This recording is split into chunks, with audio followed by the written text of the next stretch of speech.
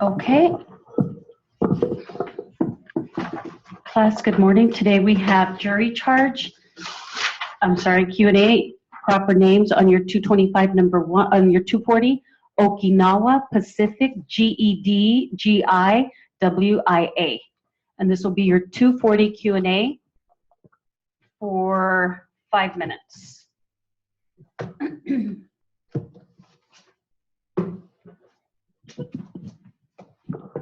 And it does start in the middle, 240 Q&A. Have you had any other accidents besides the one at work and the auto accident you already told us about? I was shot off of a seawall in Okinawa. That would count as an accident. Were you injured or at that time? Yes, ma'am. How were you injured? Well, I had a shell fragment to the head. Did you recover from that injury? Yes, ma'am. Any other accidents? No. Did you have a previous accident at work where you were hit by a swinging door or something like that? Oh, yes, ma'am. I certainly was. And what did that accident involve? It involved a set of trailer doors that had no hooks. A high wind, gust of wind, tore the mooring loose, and it came around and struck me, knocking me unconscious. I assume you had a blow to the head if you were not, you said, unconscious. Yes, right. Besides that, did you have any other injuries? No, I don't believe I did. In the 1979 automobile accident, besides your knee, did you have any other injuries? Perhaps. I don't remember. I mean, they were not sufficient to disable me. Did you recover from the 1979 automobile accident? I went back to work in July, so that was recovery from that. Did you recover from the head injury at work when the doors blew against you? Yes. Were you having problems with either of your knees? Well, yes, but I did not know at that point in time what my problem was. Now, let me volunteer some more information. In another campaign in the Pacific, I injured my groin while picking up some ammunition. Okay, had you sought any treatment for your knees before May 1986? No. And I understand we're excluding the 1978 treatment you already told me about. Yes. Were your knees preventing you from working at all? No. Before May 1986, were you having any problem with hearing loss? I think so, but I never had a test, so I don't know. What kind of problems were you having? Possibly not hearing clearly and some ringing. Did that get worse after May 1986? Yes. Did it prevent you from working before May 1986? No. Before May 1986, were you having problems with headaches or dizziness? Occasionally. Did they continue to get worse after your accident at work? Yes, ma'am. Before your accident at work, did they prevent you from working at all? No. Had you ever been, before the accident at work, had problems with diabetes or ulcers? No. You indicated before you had not returned to work. Why is that? Employability. Where are you not employable? Well, I can't stand for any length of time. I ambulate with a cane. Do you have any limitations on kneeling or squatting? I can't kneel. I have to pray standing up. Can you squat down with your knees bent? I have more mobility in my left knee. My right knee is more rigid than my left knee. Do you have any problems bending? Yes, I have problems bending, but I can bend. It's just difficult. What's the level of your education? My formal education was the 8th grade. Do you have a GED? No, ma'am. I do have a high school diploma, but I attended what was called a GI high school and acquired the diploma through completing courses. But my formal education stopped at the 8th grade level. Have you ever been to trade school? No. Have you ever had any other training courses in connection with that particular job? No, I have been a truck driver all my life, and I started in the industry at a young age, and through exposure I learned by just driving. So most of your education has been on the job. On the job. You learned how to truck drive while you were truck driving. Well, I learned by rote the things that I learned. Have you ever had any other jobs besides truck driving? I once operated a service station, a gasoline service station, and I was the owner-operator. When was that? The best I recall, it was 1956 through 1960. Do you currently have a license to drive a truck? Yes, ma'am, I do. How often do you have to get a physical for that? I haven't had a physical for it ever, other than just a visual. Whatever they do when they check your perception and whether or not you're colorblind. Is that your vision, or is your vision still okay? Failing fast. I can see, but I have to have glasses for reading. The longer I use them, the more I have to. Have most of your truck driving jobs required you to help load or unload? Yes. Could you do the unloading and unloading part of the job now? Yes. What's your current source of income? I am on Social Security. How long have you been receiving Social Security? I think 85. Anything else? My wife is a church organist that receives a little stipend for playing services, and I have a small interest income from savings. Let me try to restate my question for clarity. At some point in time after you started receiving the disability benefits, did Social Security tell you that they would be coming out of a different fund, that they would become retirement benefits instead of out of the disability fund? No, Social Security has never told me anything. Now, you settled your workman's compensation case back in August 1985. Does that sound right? Yes, ma'am. Well, that's my signature. What the hell did I do with my glasses? I must have left them in the car. Hope I didn't lose them. You did have increasing pain in your right knee. I've had pain over several years from the time when I was in the service. Did it start perhaps when you were shot off that wall? It may have had its inception at that point in time. Could you describe for me what happened there? Yes, it was one of those daylight barrages early in the morning, and we were undergoing an enemy mortar and or artillery barrage, and I was struck from a shell fragment, and I went off probably 10 feet down to the coral floor. Of the ocean. Not the ocean, the beach. You're talking about a seawall being shot off a seawall? Well, it's a barricade to keep rolling surf from washing away the beach, destroying it. Did you hit the coral floor with your knees? I went down on my all fours, yes. So your knees would have hit the coral floor. My knees and my hands, right. Do you recall seeing any doctors while you were in the Army after you had both of these accidents you described? No, my WIA was 12, June 45. What is WIA? Wounded in action. Okay. The Battle of Okinawa went on and terminated 12 days after I was hit. I returned in to sick bay or...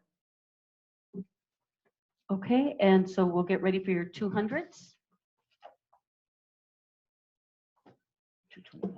225. Number 1, you have Mr. Trainer, Loam Petroleum, Trainer Deposition at number 17. Night Oil, Exxon, Smite Exploration, Houston, Texas. Dow Chemical, Houston, Loam. Geophysicists, Eastern Colorado, Bighorn Basin, Gulf Coast, Paradox, and Utah. And this starts at the beginning, it seems like, okay? And 225, number 1 for 5 minutes, called Oil and Gas Lawsuit. Mr. Trainer, how old are you, please? 36. In April of 1982, when you joined Loam Petroleum, you would have been how old? 32. According to Trainer Deposition number 17, which is a resume, let me ask you, did you prepare this resume yourself? I don't honestly recall, but I probably did, yes. Well, did you provide the information that's contained in the resume? Certainly. When you say you don't recall, are you talking about someone typing it? Right, typing it or the actual date of when it was drafted to be typed. During the course of this deposition, I've had occasion at least to note in my mind that you're a fairly careful person. Would you agree with that? Oh, to certain degrees, I'm sure. You like to think of yourself, however, as a careful person, do you not? Oh, I guess we'd all like to think we are careful persons. And you'd like to think of yourself as a prudent person. I'm sure. And would you also characterize yourself in your mind as a knowledgeable, intelligent person in the area in which you practice? Yes. Do you think you're good at what you do? Yes. Can I see your resume, please? You left Night Oil apparently in March of 1980, correct? According to your resume. Can I take a look at my resume? Are you having a difficult time remembering that? I left Night Oil in sometime in early 1980. But you don't recall the month? No. What was the reason for your leaving Night Oil? I guess I wasn't satisfied that Night Oil had the expertise of a company like Exxon, for example. Is that the only reason for your leaving? That was probably very dominant, if not the only. Did you leave voluntarily? Yes. You then went to work for Smith Exploration, is that correct? That's correct. And you left Smite Exploration in January of 1981, is that correct? That sounds reasonably close. Well, if I said that your resume indicated January of 81, would that confirm it? Or is January of 81, as it appears on your resume, reasonably close? It's probably reasonably close. Well, do you know if you left in January of 81? Do you know if this is correct on your resume? No, I don't. It probably is reasonably close. So the resume could be incorrect in that sense. To minor degrees, in terms of plus or minus a month or two, I'm sure it could be. All right, what was the reason for your leaving Smite Exploration? Well, Smite had a very high-pressured, intense military-like environment, and I didn't like it. I see. Then was your departure from Smite Exploration a voluntary departure? Yes. Did it provide the opportunity that you didn't have at Night Oil that you expected you might find at Smite? Please repeat that. You indicated that you left Night Oil for certain reasons because you wanted to go to a company such as Smite that provided better advancement. More expertise. Okay, did you find that at Smite? Yes. Where were you located when you were with Smite? Physically located, what state? Houston, Texas. You then apparently joined Dow Chemical, is that correct? That's correct. In Houston? That's correct. And you left there in March of 1982, is that correct? That's correct, I believe. Is that accurate, or is that just an estimate of when you left? Again, we could be talking about plus or minus a month. And what were the reasons for your leaving Dow Chemical? They were about to be bought out by another company. So what did that have to do with your leaving? I didn't want to be there after the buyout when I suspected everybody would be fired or laid off. What made you suspect that everybody would be fired or laid off? It's a fairly common occurrence during buyouts of oil companies. In advance, did you know that that was going to happen? I predicted it would happen, and it certainly did. Your departure from Dow Chemical was voluntary then, is that correct? Correct. You then went to Loam Petroleum, correct? Correct. The resume indicates that you commenced work there in March of 82, is that correct? That's correct. So it could be off again as much as a month as to when you started at Loam Petroleum. I don't honestly know if it was March or April, but one of the two. And the resume indicates that you departed from Loam Petroleum in June of 1983, is that correct? June or July. So that could be off as much as a month as well. That's true. I believe it was the 1st of July. Now, could you tell us the reasons for your departure from Loam Petroleum? There were two factors involved. The most important of the two factors was the fact that they had promised me $100,000 within the year. The second factor deals with Loam's poor financial position. Well, are you saying that you were anticipating financial security as a result of these underwritings, and that was one of the reasons for your leaving Loam? That was one of the reasons, yes. Now, did you receive a paycheck from Loam on a regular basis? Yes. And did Loam ever miss a paycheck? No. So you were paid for every week or month that you worked at Loam. That's correct. You have no dispute with Loam at this time as to wages or salary, is that correct? That's correct. What were you expected to do for Loam in return for your salary, please? My responsibilities included all aspects of geophysical exploration, literally. I was the only geophysicist there. You were the only geophysicist there, is that correct? That's correct. I note on your resume at Loam that you indicated you're the chief geophysicist, is that correct? That's correct. And you were chief of nobody else. Isn't that a fair statement? No geotechnical people around. How many other geophysicists were there? There were none, correct? That's correct, but I still have the position of chief geophysicist. That's a title that you had. That's right. What did you work on exclusively for Loam while you were at Loam, please? I worked the eastern Colorado area, the Bighorn Basin area. What else did you do at Loam? I pursued some activities in the Paradox Basin in Utah, some work in the Gulf Coast area. I think that's the bulk of it. What work did you do in the Paradox area in Utah? Just some preliminary research, seeing what seismic was. Okay, you have on your 225 Q&A, number 2, Vail Steamboat Snowmobiling. And it starts in the middle, and this will be 225 number 2 for 5 minutes. Has the doctor given you any treatment? Just trying to get me to deal with my condition as far as being depressed, and I am quick on the temper, no patience. Could you tell me about that? I guess that's in the area of what we call emotional injury. I guess you could call it that. Because I asked you earlier about physical, maybe I could ask you now for you to tell me any other types of injuries you sustained in this accident, in your opinion. Well, it is the emotional with a lot of stress. What kind of emotional stress were you having? I was sitting around. I sat around for months. I just can't do anything. I'm not used to sitting around. I can't work on my cars. I can't work on the house. Just caused a bunch of problems with me. Do you work on cars? Yes. Do you rebuild cars or do mechanical work? Oh no. As far as cars, they always used to be highly polished, and that was just for appearance and the tune-ups.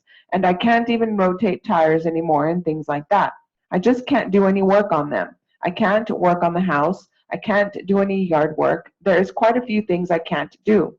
That's what you're talking about that caused you to be depressed and getting a little itchy sitting around the house. Yes. Now that you're back to work, has that lessened? To a degree. It gives me something to do, but there is still a lot that I want to do and can't do.